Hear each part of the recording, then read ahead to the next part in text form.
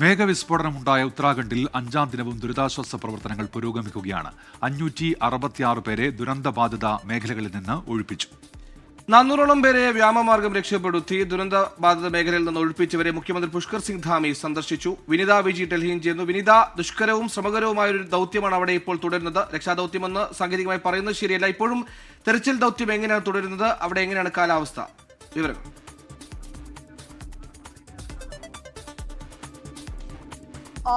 Good morning Suhail. ഉത്തരേന്ത്യയിൽ മൊത്തത്തിൽ ഇന്ന് മഴയ്ക്ക് സാധ്യതയുണ്ടെന്ന് തന്നെയാണ് ഇപ്പോൾ കാലാവസ്ഥാ നിരീക്ഷണ കേന്ദ്രത്തിന്റെ ഏറ്റവും പുതിയ മുന്നറിയിപ്പുള്ളത്. ഉത്തരകാശിയിലും ഇന്നലെ രാത്രിയൊക്കെ ഏറെ വൈകിയും മഴയുണ്ടായിരുന്നു എന്നാണ് നമുക്ക് അറിയാൻ കഴിയുന്നത്. കഴിഞ്ഞ ദിവസങ്ങളിലേക്കടക്കമുണ്ടായ ശക്തമായിട്ടുള്ളൊരു മഴ അത് ഈ ദുരിതാശ്വാസ പ്രവർത്തനങ്ങളെയൊക്കെ തന്നെ ബാധിച്ചിട്ടുണ്ടായിരുന്നു. ആ റോഡും അവിടെയുള്ള ആ മേഖലകളിലെ പാലവും ഒക്കെ പൂർണ്ണമായും തകർന്നു കിടക്കുകയാണ്. ഇത് പുനർനിർമ്മിച്ച് വേണം ഈ ദുരിതാശ്വാസ പ്രവർത്തനങ്ങൾ കൂടുതൽ വേഗത്തിലാക്കാൻ. ഇത്തരം പ്രവർത്തനങ്ങൾക്ക് ഈ മോശം കാലാവസ്ഥ ഒരു പ്രതികൂല സാഹചര്യം സൃഷ്ടിക്കുന്നുണ്ട്. പക്ഷേ കഴിഞ്ഞ ദിവസങ്ങളിൽ മഴ മാറി നിന്നതൊക്കെ വലിയ അനുകൂലമായിട്ടുള്ളൊരു സാഹചര്യം ഉണ്ടാക്കിയിരുന്നു വിവിധ മേഖലകളിൽ. പക്ഷേ ഇപ്പോൾ നമുക്ക് ലഭ്യമായിരിക്കുന്നൊരു നിർദ്ദേശം അനുസരിച്ച്, മുന്നറിയിപ്പ് അനുസരിച്ച് ഇപ്പോഴും പല മേഖലകളിലും മഴയ്ക്കുള്ളൊരു സാധ്യത തന്നെയാണ് നിലവിലുള്ളത്. ഒപ്പം തന്നെ ഇതിനോടകം തന്നെ 566 പേരെ വ്യോമമാർഗം രക്ഷപ്പെടുത്തിയെന്നുള്ള കണക്കുകൾ കൂടിയാണ് പുറത്തു വരുന്നത്.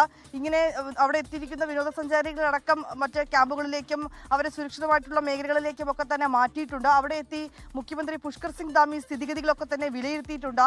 ആളുകൾക്ക് ആവശ്യമായിട്ടുള്ള എല്ലാ സഹായവും ഉറപ്പു നൽകുമെന്നും അദ്ദേഹം അറിയിച്ചിരിക്കുകയാണ്. ഇന്നലെ ഈ ദുരന്ത മേഖലയിൽ നിന്നുകൊണ്ട് തന്നെ മുഖ്യമന്ത്രിയുടെ നേതൃത്വത്തിൽ പ്രത്യേക മന്ത്രിസഭായോഗം ചേർന്നിട്ടുണ്ടായിരുന്നു. ആ യോഗം നിലവിലെ സ്ഥിതിഗതികളൊക്കെ തന്നെ വിലയിരുത്തിയിട്ടുണ്ട്. ഒപ്പം തന്നെ ഈ ദുരിതാശ്വാസ പ്രവർത്തനങ്ങൾ, ഈ ആളുകൾക്ക് ക്യാമ്പുകളിൽ അവർക്ക് ഭക്ഷണം ഉൾപ്പെടെയുള്ള അടിസ്ഥാന സൗകര്യങ്ങൾ ഒരുക്കേണ്ട കാര്യങ്ങളൊക്കെ വളരെ കൃത്യമായി തന്നെ ഞങ്ങൾ വിലയിരുത്തിയെന്നാണ് മുഖ്യമന്ത്രി പറയുന്നത്. കഴിഞ്ഞ 3 ദിവസമായി അദ്ദേഹവും ഈ ദുരിതബാധിത മേഖലകൾ സന്ദർശിക്കുകയാണ്. ക്യാമ്പുകളിലേക്ക് അടക്കമുള്ള ആളുകൾക്ക് എല്ലാ അടിസ്ഥാന സൗകര്യങ്ങളും ഒരുക്കിയിട്ടുണ്ട്. അവർക്ക് ഈ ചികിത്സാ സംവിധാനം അടക്കമുള്ള ഈ ഡോക്ടർമാരുടെ സംഘത്തെ അടക്കം ആ മേഖലകളിൽ എത്തിച്ചുകൊണ്ട് തന്നെയാണ് പ്രവർത്തനങ്ങളൊക്കെ തന്നെ പുരോഗമിക്കുന്നത്. ഇന്നലെ മാത്രം ഈ ദുരന്ത മേഖലയിൽ 12 ഹെലികോപ്റ്ററുകളാണ് എത്തിയിട്ടുണ്ടായിരുന്നത്. ഈ ആളുകളെ ഇവാക്യുവേറ്റ് ചെയ്യുന്ന അടക്കമുള്ള നടപടികൾ ഇപ്പോഴും പല മേഖലകളിലും പുരോഗമിക്കുന്നുണ്ട് എന്ന് നമുക്ക് അറിയാൻ കഴിയുന്നുണ്ട്. ഇതുവരെ ഈ ദുരന്തത്തിൽ 5 മരണമാണ് സ്ഥിരീകരിച്ചിരിക്കുന്നത്. ഒപ്പം തന്നെ 500-ലധികം പേരെ സുരക്ഷിതമായി എല്ലാ മറ്റ് മേഖലകളിൽ നിന്നൊക്കെ തന്നെ ഇവരെ സുരക്ഷിതമായിട്ട് മാറ്റിയിട്ടുമുണ്ട്. വലിയ നാശനഷ്ടം തന്നെയാണ് സംസ്ഥാനത്തിൽ ഉണ്ടായിരിക്കുന്നതെന്ന് മുഖ്യമന്ത്രി അല്പസമയം മുൻപ് അദ്ദേഹം മാധ്യമങ്ങളെ കണ്ടപ്പോഴും വ്യക്തമാക്കിയിട്ടുണ്ടായിരുന്നു.